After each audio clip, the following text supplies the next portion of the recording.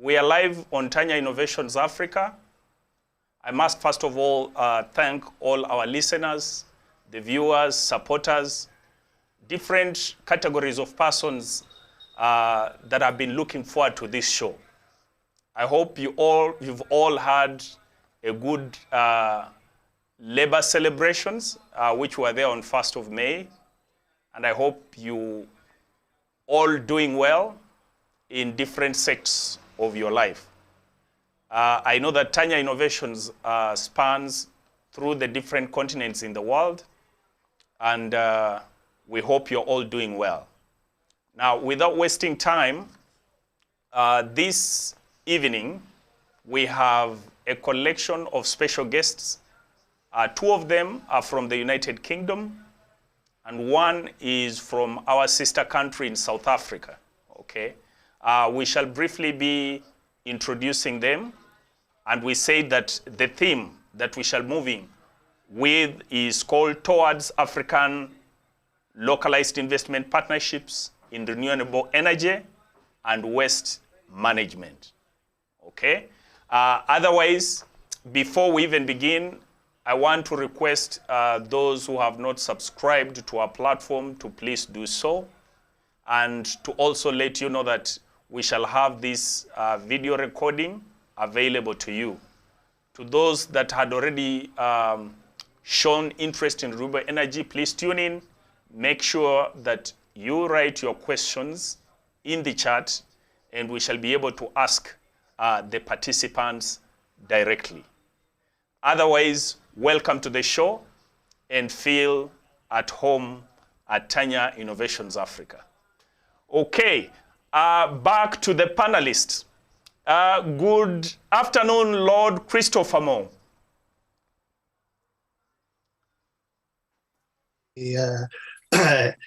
The pleasure and to actually be involved in this discussion, shall we say? Thank you very much. There are so many people who have shown interest to listen to the NSL company, and finally you're here. So just to let you know that there are many people who are looking forward to listen to you. Good afternoon, Bill Torrance. Hello. Yeah. I too am very glad of the opportunity to speak to you. It's rare that we get a body of people like you together that are wanting to actively listen to what we have to say about renewable energy and about waste to energy, which Chris and I have been talking about for many years now. That's great. Oh, okay. Joshi Bambo from South Africa, do you want to say hi? Hi to everybody. Hi, Christopher. Hi, Bill. Thank you. Good evening to you all. I'm grateful to have been invited by Tanya Innovations to come and have a chat with you and to tell you a little bit that I know about the renewable energy project in South Africa and how we handle our waste management. Thank you, thank you, thank you. Oh, so okay, maybe we shall have further introduction in that direction, Joshi Bambo. So I want to start with you, Lord Christopher Moore. Could you tell us more about the NSL company?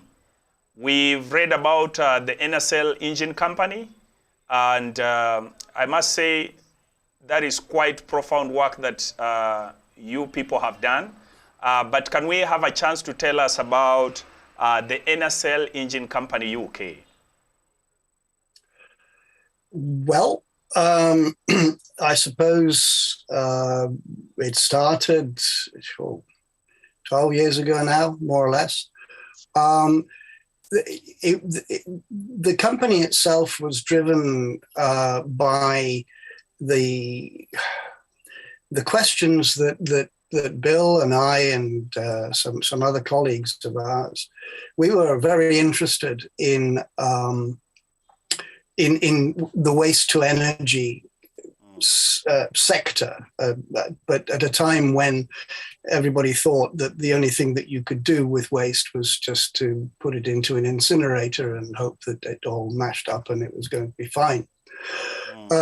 And we were looking at and studying a couple of the technologies that were then being developed in order to handle wastes of all types. And we ended up looking at gasification as one, and in terms of leading technologies, and pyrolysis, both of which can handle most of the wastes that arise, and you can convert them into energy of one sort or another.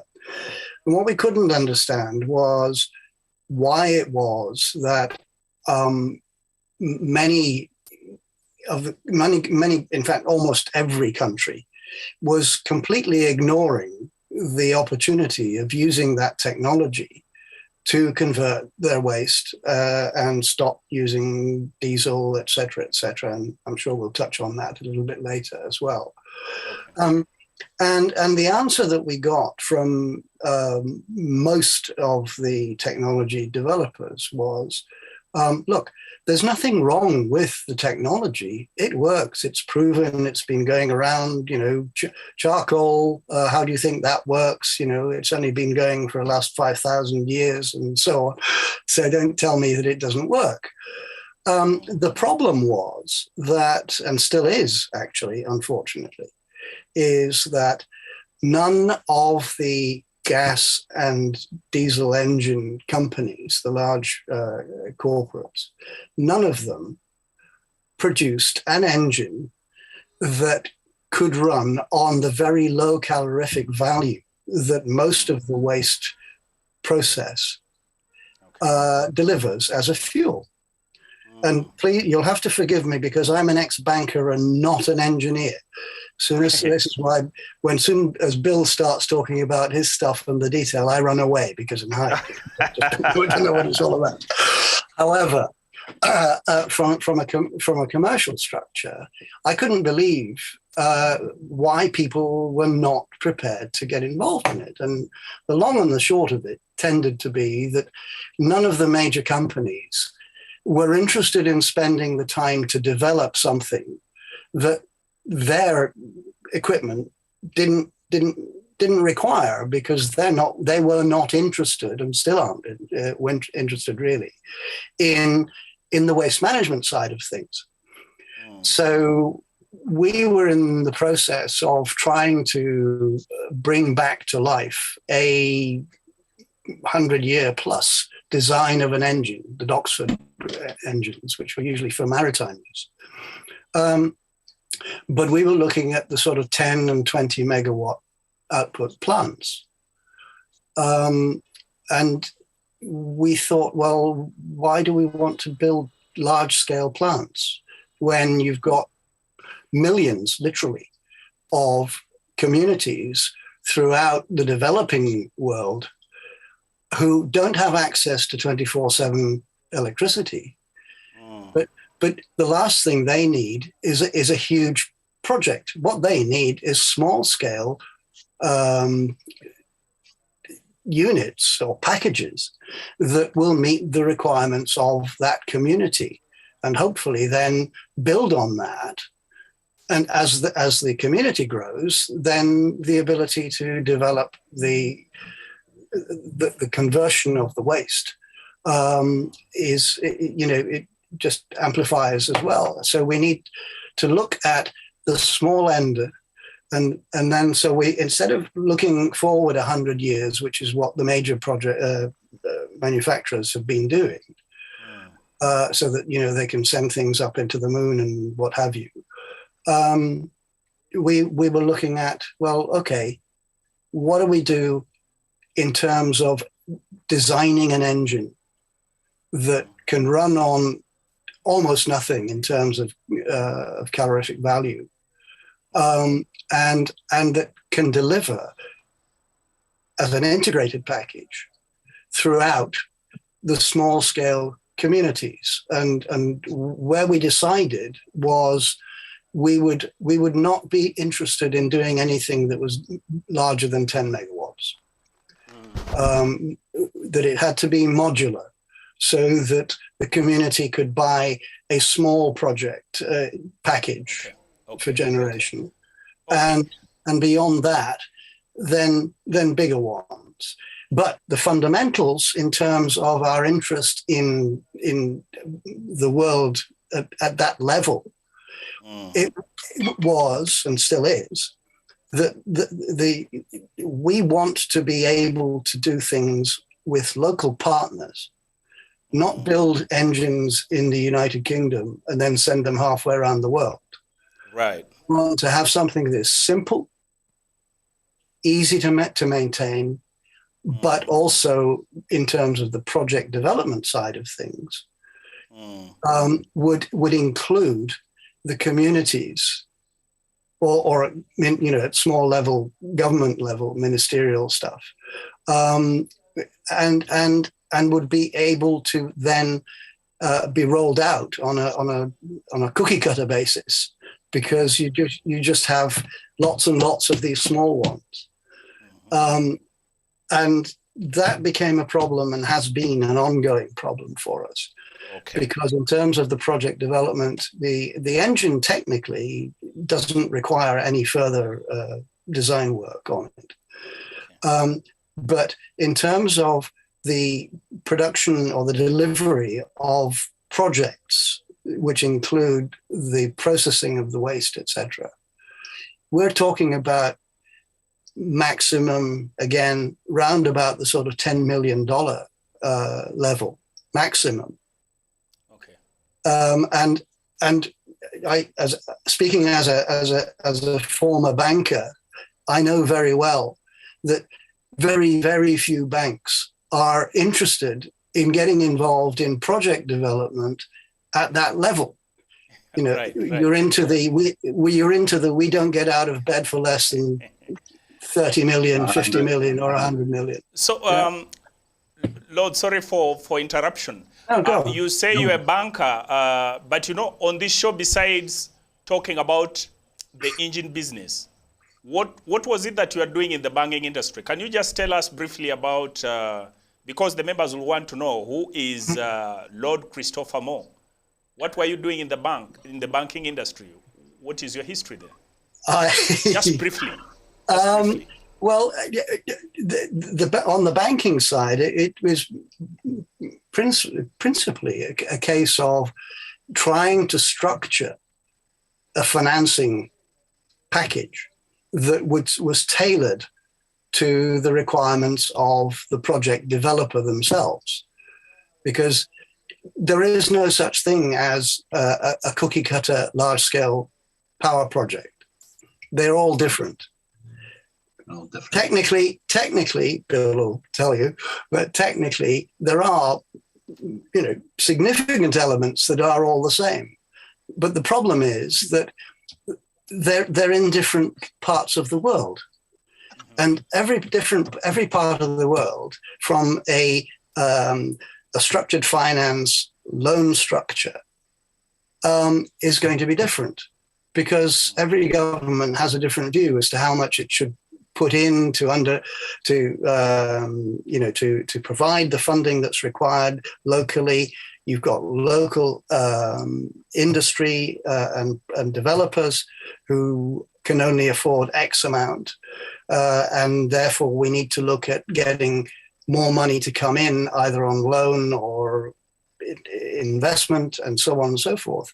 And all of that needs to be structured properly so that it hangs together and is de-risked in terms of payments, etc. So that's what my specialty was. Okay. And eventually it got to the stage where I basically, when the client was told that it couldn't be done, the phone was raised and I was asked if I could make it happen. And fortunately, in most of my cases, I've been able to make it happen. Okay. So when somebody says it can't be done, that's when I get really interested. All right. Thank you very much for those introductory remarks, Lord Christopher Moore. First of all, I must say we are very proud to host you on Tanya Innovations Africa. It's such a powerful experience you've had migrating from banking industry to engineering. Okay, but like you have mentioned, we have the technical mind, the technical man behind the engine company, and this is Mr. Torrance Bill. Mr. Torrance Bill, do you want to tell us in these 11 or 12 years, what is it that you have done so far, or do you have something that you want to bring that Lord Christopher did not mention? Welcome, Bill.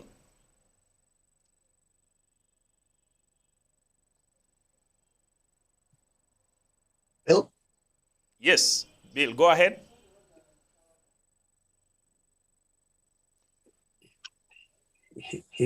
I can see Bill, him. can you hear us? I think it's frozen. Yeah. Oh, he's frozen. Oh. Okay. Okay. Okay. Let me see if I can get hold maybe what we could do, Bill will come in later, but at this point, let me bring on board Mr. Joe Shibambo. Bill. Mr. Joe Shibambo, how is South Africa? I'm here, Evans. I'm not sure whether you can see me. We can hear you, but I know you have complained that you are not feeling well and your voice is not well. Okay. So let me just make that disclaimer so that in case people do not get you well, they should understand where that is coming from. So how is Diambu Solar Energy Limited? Well, I've been listening to Christopher when he was giving his presentation. Yes. And he's touched on a few things that I need to ask him, to ask questions about before I can tell you about the South African scenario. Christopher talks about local partners, and I think that's actually the right path that one should look at, Bill, because, Christopher, you can't just walk into a bar and say, I'm the sheriff here and all the Indians are under my command. No. So, right. So if what we have in mind at NSL and you want to roll out a project in Africa, you need to have local partners in each and every country within the continent. Absolutely. That's where you should begin. In other words, you must have a partner in Uganda or you must have a partner in South Africa. That's number one. Number two, now talking about Western communities. Let me try and explain the scenario in South Africa, which I discussed with Evans about 2-3 days ago. South Africa has got 9 provinces, and each one of them have got an autonomous authority that runs those provinces. And those provinces have got what we call a metro council, each and every one of those provinces. And that metro council is formed by various small municipalities that are forming that council, holding meetings from time to time on a scheduled program that the speaker of that council might determine from time to time. Now, listening to what you've been saying, Christopher, it is going to be a little bit difficult for you to try and make partnership with a community in a small municipality. In other words, your partnership that you might be successful in to negotiate is to go straight and jump into the metro itself so that the metro can understand what you are all about. because the metro are the ones that are controlling the waste management systems within the entire province. Yeah. They are providing the infill sites where all the waste is going, call it garbage or tree felling or food or whatever, in one centralized infill area. Yeah. They are the ones they are providing the trucks that are collecting all the waste or the garbage and putting it in those infill sites. Yeah. Now, your partnership or agreement for a particular project, if you want to be in South Africa, for example, in one of the provinces, it will be an agreement between yourself and that metro in that province. Absolutely.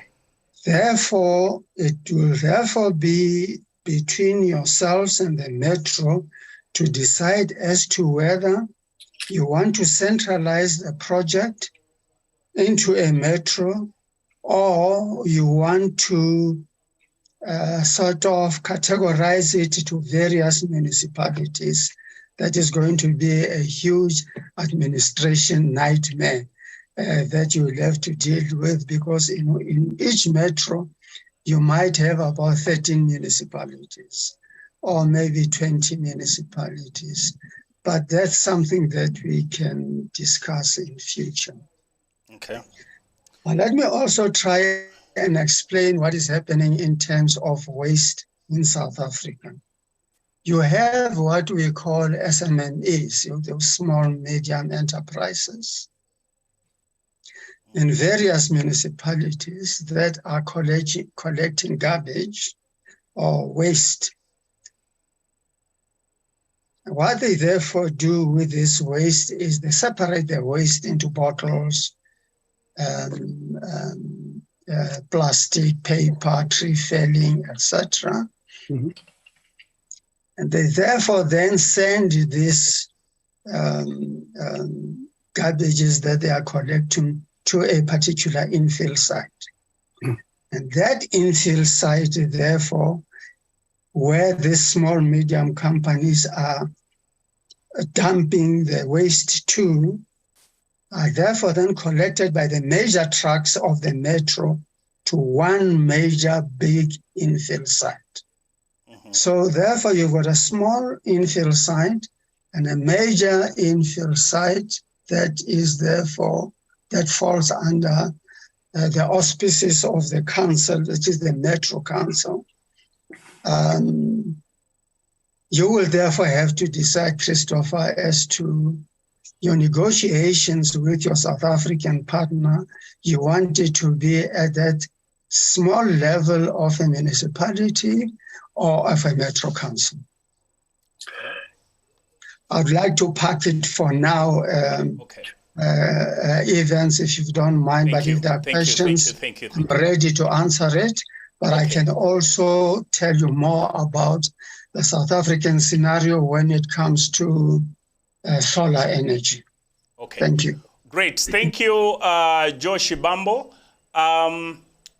Just to let Lord Christopher Moore and William Torrance to know, Josh Bambo is giving the perspective of South Africa. Of course, South Africa is one of the big economies in Africa, but it's just one out of the 54 states, okay? So I think what he's trying to paint is that we might not use one single case scenario, but as we are talking about Africa, we actually looking at over 54 states in terms of doing business. So he was just painting the perspective of South Africa. Yes. Okay.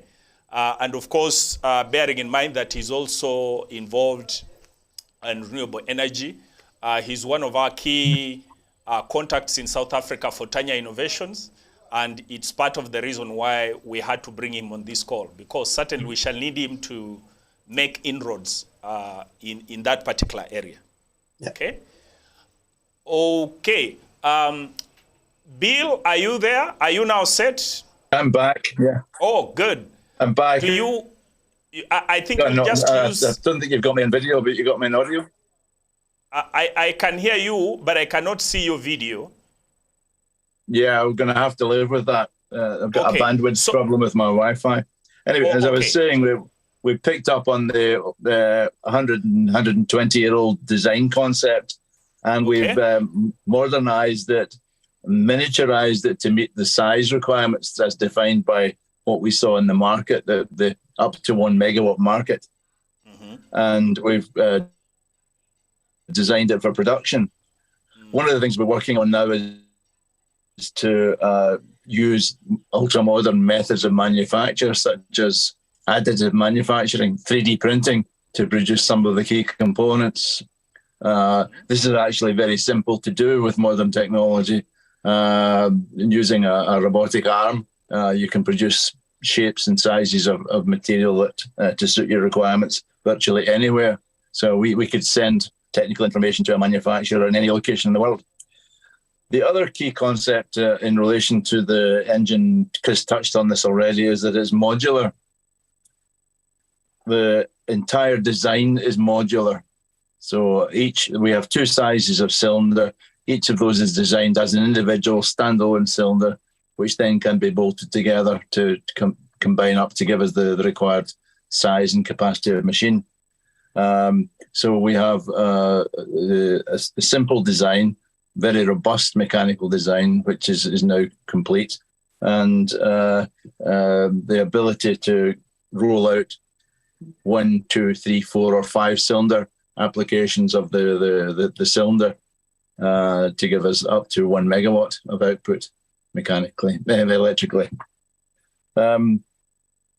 The modular design allows us to add additional cylinders on if we require additional output, and also makes it very easy to maintain because you can remove an entire cylinder assembly from the engine very quickly and replace it with a standby.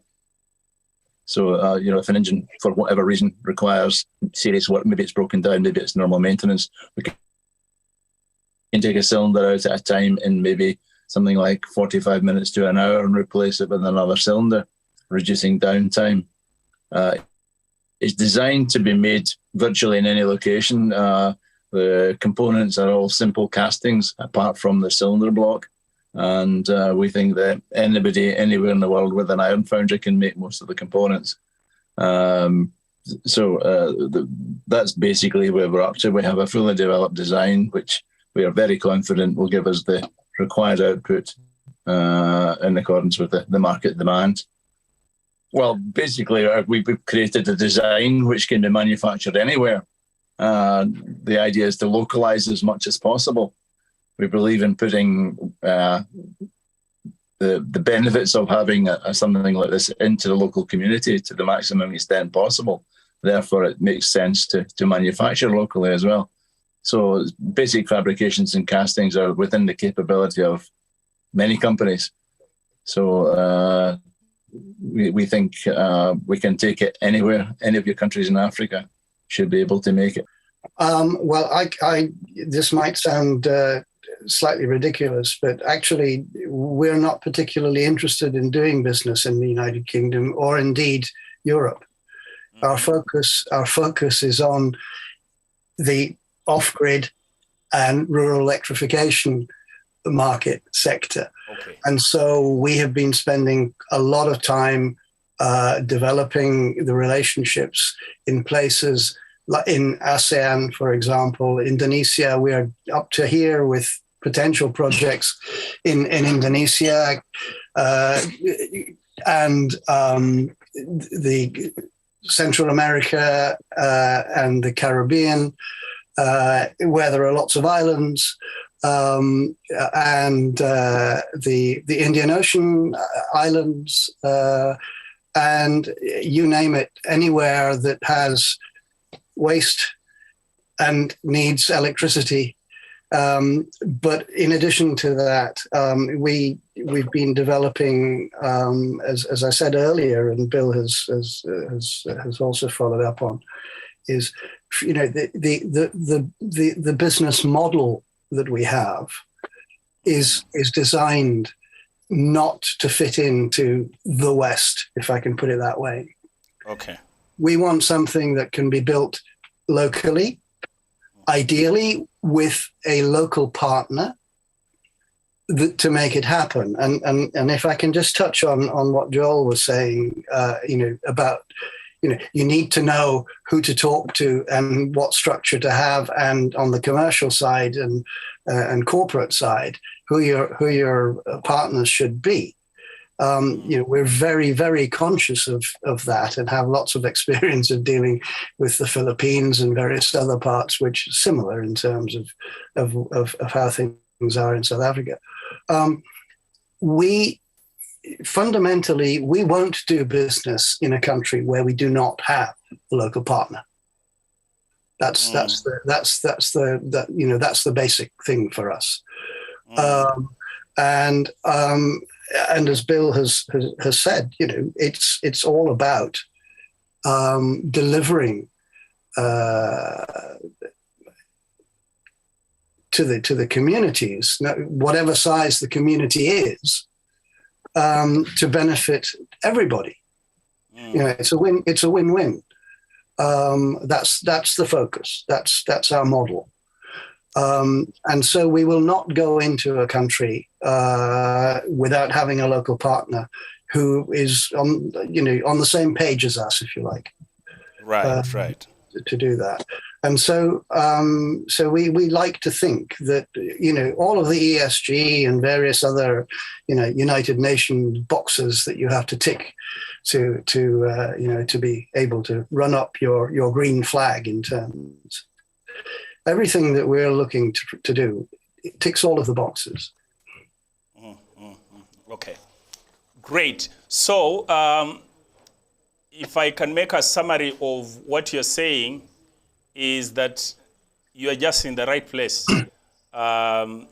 You've already been able to look at the design of your engines, and from the aspirations and vision of your company, you're more or less looking at companies that, not companies, but countries or communities that have been having challenges with renewable energy, right?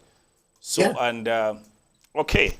So yes. Africa, here it is. Part of the work, like we shall be able to discuss later, what Tanya Innovations is doing is that it's trying to reduce red tape, especially, that is available in governments. We make sure that you don't have to come and you don't even know, you don't even have the map of what you can do. So once we have the ideas clear, we understand what you're doing, plus other technical members whom we have asked to be able to log into the program, we have a discussion, and then we can be able to map this idea into local governments, into different countries through different partners we have. Okay? So that should not be a worry. It's something that we can sit later, we shall be able to analyze, and then we can have formal meetings to see how we drag this on ground. We'd welcome that. Yeah. Miguel, if I may have just another 1 minute or so. Yes, sure. We've drawn up a white paper, if you like, for distribution to governments. I've talked about Indonesia and various other parts. Colombia is another one where we were looking at dealing with waste and small scale stuff. And it's a sort of menu. This is what we can provide, either directly with the engine itself, which is the manufacturing side of things, but we also have an associate company, which is Templar Green Energy. And Templar Green Energy is a consultancy stroke project management, project developer operation, where we know and where we can access all of the technical parts that are required for a given conversion to energy and energy generation plant. So, and it goes as far as mining landfill, because there's loads and loads and loads of fuel. I nearly got thrown out of India for saying this at a conference. Is you like to talk? All you're talking about is wind and solar, wind and solar, wind and solar, but you're sitting on millions of tons of fuel. It's just that you don't recognize it as being fuel. But the technology exists for you to take out of the ground, process it, as Joel was saying, and then you've got fuel that is already proven to be able to be used at certain levels with gasification, pyrolysis, and various others. That's what we do. Okay, great. Josh Bamba, are you there? Before I can read the comments in the chat and also acknowledge a number of people who are participating in this show. Mm-hmm. You want to make a comment, or can I read the comments first, Joe? No, I just want to make a comment and to ask a question. The question is, your product or your system, did you patent it, Christopher, or not? We've not patented it because it costs too much and it's too difficult on a global basis. Hence the partnership, and we own the IP, but the joint venture partner or partners, depending on who they are, will have access to the IP. But it's our IP and that's it. There's no point in patenting it. If you recall, we said that the basic technology is 120 years old. It's not patentable. So yeah, that automatically means that you cannot patent it. That's what we call prior art in the patent law scenario. What excites me, Evans, is the manufacturing side of it. If communities or the partners can manufacture the system in Africa, that will be a win-win for all. That's what we want to do. That's what exactly. We don't want to ship lumps of iron around the world. Josh Bambo, you are doing a very wonderful job. Okay. I hope I'm audible. No, you are audible enough. Your voice, don't worry, it is doing justice. So you would allow me, members, to read the comments. We have about 15 minutes to go. First of all, I would love to appreciate that we have Professor Francis Mugisha, the Vice Chancellor of Cavendish University, listening directly. Professor, thank you very much for being online. Dr. Aaron Chimwise, also the Dean of Cavendish University, is on call. Thank you. Then I'm seeing comments from Miriam Namaganda. I've put my notification on, eagerly waiting to receive from this powerful team of panelists. Oh, okay, you're already on. Najemba Flavia, waiting. Oh, I think this was all. George Abraham, yes, listening. HD Basuti Bolo. Basuti Bolo, good evening. Basuti Bolo is our Tanya Innovations contact in Botswana. And please, to all the listeners and people who are online, just go online, look for Basuti Bolo. She's actually competing for, what category is that? The Women Awards. I think the Global Women's Award in the UK, right from Botswana. Please vote her. She's doing immense work in the area of STEM, technology, and space science. We also have Mr. Doto Ibambasi, following from Tanzania. Doto Ibambasi, karibu. Danish Abela from Uganda. Mary Masinde from Kenya, listening to the participants. Yes, Mary Masinde, we acknowledge you. She's a very active member of Tanya Innovations, right from Mumias, Kenya. Karibu sana, Mary Masinde. Alfred Kurununji from Cavendish University, nice introduction, very welcome. Tafi Asante, good show, thank you. Zedekia Lutomia from Kenya, Learning a lot from the team. Thank you. Mary Maganda, rich profile. I believe that comes with a rich experience to be tapped into. Thank you very much. Mary Maganda is a counsel with Anguria and Company Advocates, and she's my better half. Paul Mashauri, good discussion from Tanzania. Annette Nsobani from Switzerland, very resourceful information. And this is also our member of Tanya Innovations in Switzerland. Thank you very much. Osodo John, this one is from Jamaica. Hello. Good discussion. From Jamaica, all the way from Jamaica. George Abraham, sound Maganda, can't hear you. Oh, okay. I think that was rectified. Kasada Philip, nice info. Viriabalema Vich, nice and educative show. Joseph Kaune, True Evans, we can't hear you. Oh, okay. I think that was an earlier problem. Thank you very much, Joseph. Osodo John. Okay, above cloudy. Elon Chimwise, Paul Mashauri, my question is, which country in Africa don't you have a local partner? I think it was answered. Jojo from UAE, watching from Saudi Arabia. Osodo John, I'm of the view, my views of Jamaica, I think it needs a company because it has a lot of waste, both fabric and metal, where it takes time to be exported. Maybe what he's saying is that just rather than looking at Africa, this could also work for Jamaica. They're also facing same problems. Yep. Now, James Castle, Yes, we believe so too. is the president of Cybersecurity Alliance, all the way from Canada. He say, hi, all, great event. Yeah, James Castle is the chairman of Cybersecurity Alliance, headquartered in Canada. Roger Sahabwe connected, thank you.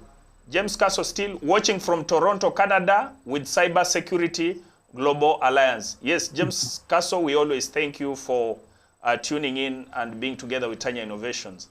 Then Sasia Francis, good work, Tanya Innovations. Michael Magezi, wow, great show. And it makes sense for some of us to learn some new thing and ideas. Moses Kiseka, hello.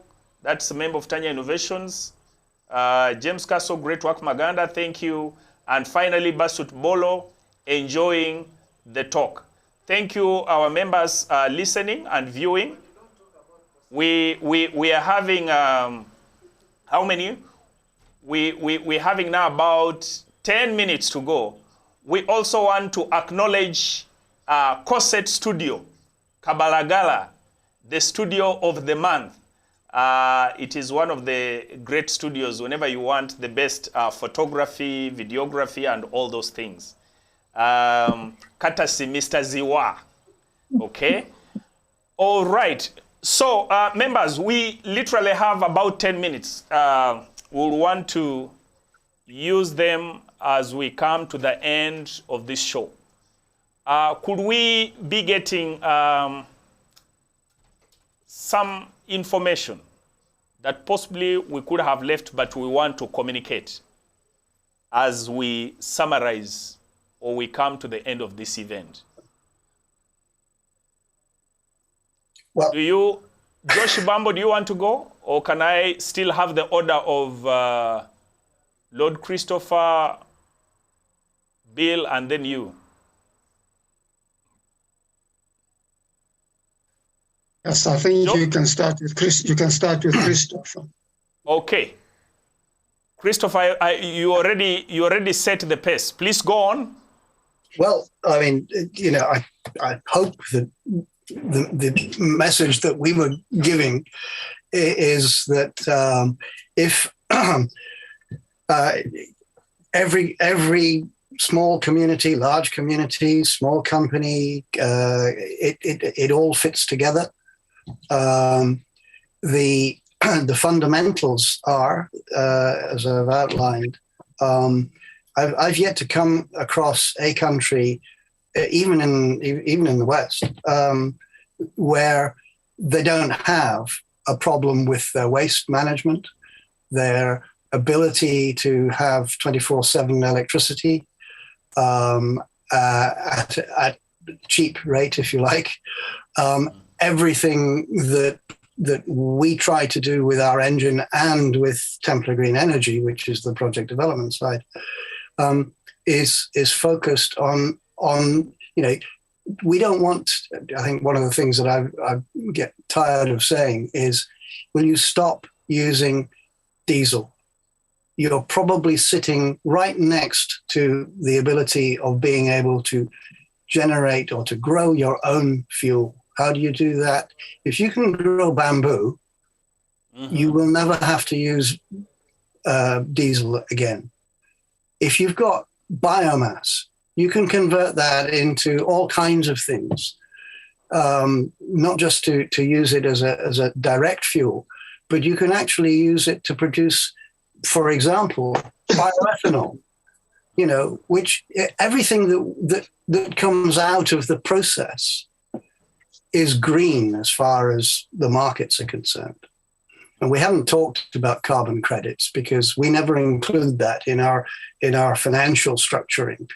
We know that it's icing on the cake, but we never look at it on the basis that is guaranteed, because we've seen it going like this over the years. But fundamentally, it is, every single community at whatever size, it has a problem with its waste, and it has a problem with its access to reliable and ideally sustainable energy. That's where we started thinking. That's where we keep going, and that's why we set up Templar Green Energy and the consultancy business to be able to actually structure the package as a whole. And with Joel, you've ticked all of the things on our list anyway, which is the things that you have to look out for, how you go about the initial part of it, who you actually use in terms of your partnering, who are the best people and that can produce the engines, at the level that are required. We only build to order. Okay, we're not going to build 100 units and then hope to sell them. Right. What we want to do is to have, if there's a requirement for 100 units, to have those units built within the country where it's required. And then you can teach the engineers how to maintain them. It's very easy, as Bill has said. It's very, very easy, and it's simple stuff. We don't use high-tech. If we don't use high-tech components, we want to be able to go and buy them off the shelf, because then you can buy them from anywhere. Yeah, and you don't end up with the situation politically that we've got now all over the place. Okay. Okay. I think that's that kind of stuff. Yeah, I think that's clear. Did you have some projects in Uganda? I have somebody who is saying that. Ask them about Uganda projects. I was involved. You are working in Uganda. I was involved in that. Okay. Yeah, I was involved in trying to structure it. Yeah. That was that. I was involved in not as in my NSL Engine hat, but on a consultancy basis. Okay. And we were looking at. I was asked to look at putting together a financial structure to blend in with what they were planning to do commercially. And it all went pretty well until I started asking some awkward questions as to, that's all very well, but where's the money coming from and who is underwriting the loan structures and so on. Right. And eventually it just basically went away. And it was the same with Zimbabwe with a quasi RDF package, which Joel will be familiar with. Okay. It just goes a long way and nothing happens. Mm-hmm. So that's why we don't do large scale projects. Okay. Okay, thank you for those insights. I would like to read, now, James Castle is the Canadian ambassador to the EU Commission. And this is what he has to say. He's saying, this is a huge concern, and we need to do so much more in green tech, the circular economy, and especially in green waste services. I think maybe you understand that. But that's a take. Maybe Bill can make a comment on that. Then Franklin Muhereza says, glad to be part of this great innovation. Well done, dear brother Maganda. Boniface from Nairobi, this is so informative. Karibu sana, mchungaji. John Brittel, interested in exploring partnership, please do reach out. Okay. John Brittel, we shall be able to give the contacts, and I think we shall. Then, agronomist Kidambire Vincent from Miracle Faith Church, very informative with the young innovation enthusiast. Okay, thank you. Bill, do you want to make any answers to some of those comments that were made, especially by Ambassador James Castle? Well, I fully support what he's saying, and I think what we're doing is entirely consistent with what he was saying. A couple of key points. So with regard to the engine, I'd emphasize again, it's a very simple mechanically, it's very easy to manufacture, and it's very easy to maintain. So it's ideally suited to perhaps remote rural communities where there may be a guy who can look after the trucks that the farmers are using. He can fix our engine. Doesn't need real specialist knowledge or know-how. The other is the concept of using waste to make energy. We find ourselves time and again being questioned. You know, we're just burning it in an engine. We're making carbon dioxide, but the alternative is landfill. If we put putrescible material in a landfill, it generates methane. By taking that material and turning it into a usable fuel and then running it through an engine like ours, we turn it into carbon dioxide, which is 18 times less greenhouse gas than methane. So there's an overall benefit in greenhouse gas emissions as well. If we left it to its own devices, it would just simply rot and produce methane. Doing what we're doing is a much more effective and efficient way of doing things. Okay. So maybe as we come to the end, what would be the minimum viable product units of maybe, for example, the engines? Because I think one of the interesting things that I picked from you is that you can be able to produce these engines locally. I gave this invitation to some members of parliament of Uganda. And I think this is a very important conversation, because if these engines can actually be produced locally in the community, we'll want to know what are the minimum viable number of engines that can be produced. Or can you say, of course I know that you can't say you're only going to produce one engine. What least number can you produce? Bill? Well, I would suggest it's one. Producing one engine involves a measure of investing time and effort with the manufacturer to make sure he understands it and gets it right, because it's our name that goes on it. But we would hope that building one engine would be enough to generate business and reputation such that we would build many more. So it would be a worthwhile investment. No, I think what I wanted to know is that, are you saying that if I said I want one engine in my village, you could be able to help me build it? Or would you want to say that, okay, we want to be sure that maybe this district needs 10 of them or 20 of them? Or that country requires 2,000. Yeah, we do the one first of all to get it away. Yeah, it's driven not by the capacity to produce engines. It's the other way around. It's how much electricity do you need in your community? Oh, right. 24/7 Okay. Okay. And so if the load is just, if it's, let's be nice and simple. If your 24/7 base load, as we call it, is 100 kilowatts, that would be a fairly small community. Yeah. Okay. But you'll be able to have electricity at that level all the time, 24/7, if you've got enough feedstock and processing and so on and so forth. But the engines would be for 100 kilowatts, would be a 5-cylinder version of the 20 kilowatt per cylinder unit. That's our baby one. We call it the Eco. Now, the Eco Plus is 10 times the size of that, not in terms of, but output capacity. Okay? And that's our one up to 1 megawatt plant.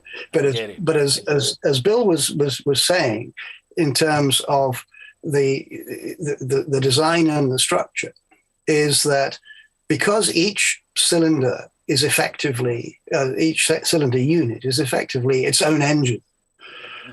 With the Eco Plus, you've got you've got an option of 5 or up to 200 kilowatt output. Yeah.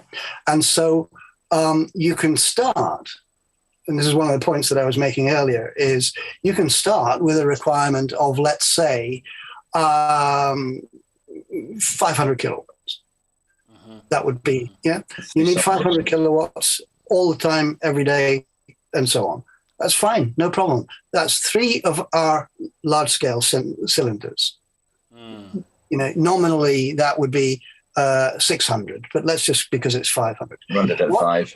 What then happens is that if you've not, and I mean, this is proven, it's been proven in the Indonesian islands, where we also had something to do with, but you end up, if you have access to 24/7 electricity and you can grow your own fuel, what happens is that the community begins to realize that, oh, hang on, actually, we could, if we had a bit more bigger electricity output, then we'd be able to do more things of the things that we want to do with the electricity that we hadn't got. We couldn't do because we didn't have it. And what's unique about our design, and just bear in mind that I'm not an engineer, okay? But what we can do is we can add to the 3-cylinder unit, we can add another 2 cylinders. And instead of 500 to 600 kilowatts, you've now got a 1 megawatt plant. Okay. Without having to go out and buy another big engine, et cetera, et cetera, et cetera. Because, I've got one of these, but I need 2. Okay, well, here's another one next door. And so on and so on and so on. Okay. And that's how it works. Okay. I think that is a simple mathematics. It's interesting when you say that you grow, it's like you are growing the source of your fuel, and then you have an engine, and then I think that's something that is scalable. But I think we can make that assessment. I see very high potential for businesses, maybe villages, communities. I don't think this is skyrocket science. Yeah, it's not. This is very important information. It's deliberately not rocket science. And we can start, especially with our members of parliament, because these are projects that should be taken on. I mean, these are things that are affordable. Yeah. So It's a matter of trying to find the unit cost and look at the whole product and service chain, and then see how it can locally be integrated. So thank you so much. Allow me read comment from Vet Chiwika. Vet Chiwika is in Florida. Yeah, thank you for this great conversation. She's our Miss UNA, Miss United States of Uganda, Miss Uganda in the US. Okay, thank you, Right. Okay. Vet. Okay, so last comments, Bill. We already out of time. We have already short 8 minutes. We can just have last comments. Well, I just recommend that you think carefully about how best we can use this technology in your various countries.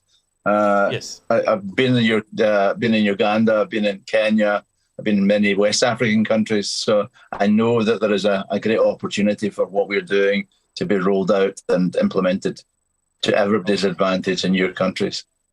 Great. Thank you very much. Joe, any last comment? Evans, we need another meeting to explore what we've been discussing now. I heard you saying it doesn't need any rocket scientist. Yes. Some of us are not rocket scientists, so we need to understand it better. Believe me, I'm not either. Right. And number two, you are the one initiating this whole project, introducing it to Africa. I think you must begin to identify interested partners in all the countries of Africa, like Kenya, Botswana, etc. Compile a list of that, and maybe let's have a discussion amongst ourselves how we can handle all this. You could invite Bill and Chris as well if it's necessary. But I'll drop you an email and share my ideas with you. Thank you. Thank you, Joe. Lord Christopher, you had already had your parting remarks, right? Well, my parting remarks are, thank you very, very much for Yes, we do appreciate it. The opportunity. We will be more than happy to be inundated with questions and emails and all the rest of it.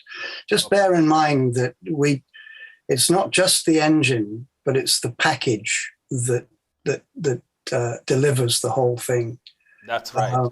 And we can build the engines in any of the countries, but you also need to know what you're going to do with your waste plastic and your waste this and your waste that. And that is the process that Joel was talking about. It's not something that we can do on our own. It needs to be done on a joint basis. And the solutions are there. Thank you. Ladies and gentlemen, I want to thank the men, the women, all of you that have been able to attend today's session. I must say it has been very informative. It was high voltage information, but I hope that you have been able to pick one or two things out of this conversation. What Tanya Innovations does is that in the world where there is so much information, you need at least to be able to pick pieces of this information to make sure that you can manage to survive, you can manage to adapt, okay? So instead of saying this is for engineers, I am sure what you learned from this conversation is that you can have an engine in the village, you can identify your wattage or the amount of energy you need, and that should dictate the type of engine you need. You can have a company come and produce the engine right there in your village or in your municipality to address the type of needs you have. And guess what? This is not, they are not those type of engines that are destructive to the environment. And we are going to make further assessment to this. We are talking right to the people. We are not, this is not, we're not saying that we're using an agent. We are talking to the real people doing this, and I think you have listened to them. They have so much commitment, they have so much interest to make this happen. Africa, all the 54 states, I hope somebody somewhere is listening to this. And those who had questions earlier, I am sure that you will be able to get this, and we shall make further engagements with the team to find how we can be able to roll this down. Lastly, to our panelists, Lord Christopher, Mr. Bill, And Mr. Joe Shibambo, irrespective of being sick to come to this platform, I want to dearly thank you for sparing time. But more so, it's our pleasure. Your cost to humanity. Thank you very much. We shall be in touch. God bless.